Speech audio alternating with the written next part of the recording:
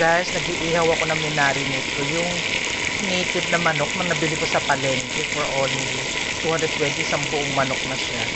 Tapos ngayon, minarinate ko siya. Tapos iniihaw ko muna siya bago ko siya i-adobo. Lalagyan ko lang siya ng onion rings para siyang bistek Tagalog. Pero ito manok. Ayan na po siya. Wait lang po natin maluto. Guys, ito na yung second batch ng iniihaw ko. At ito naman yung first batch sa iniihaw ko. Ayan. Yan lang natin maluto yun, din adobo ko na sila.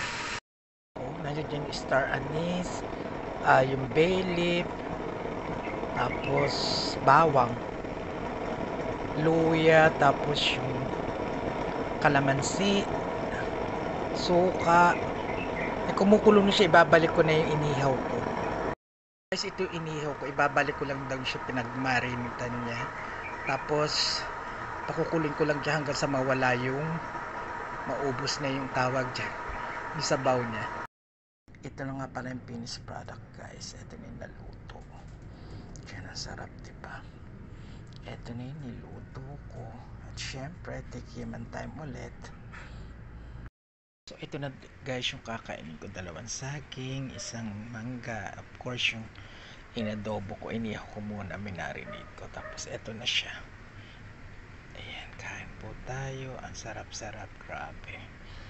This is my hapunan. Ngayon na lang ulit ako kakain kasi bukas may kami sa Heritage.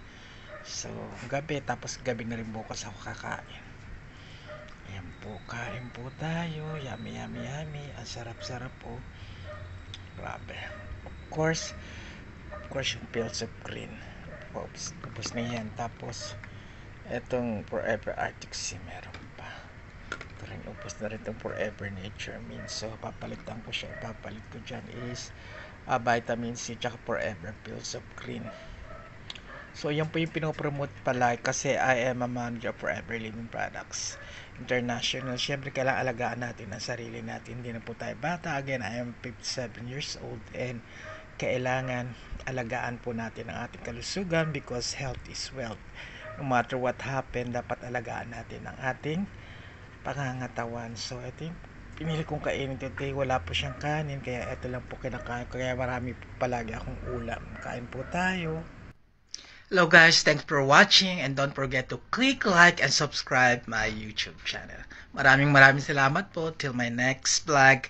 And don't forget, if you subscribe, to click also the notification bell in order for you to be updated in my next video that I'm going to upload. Thank you so much for watching. I love you all. Mwah.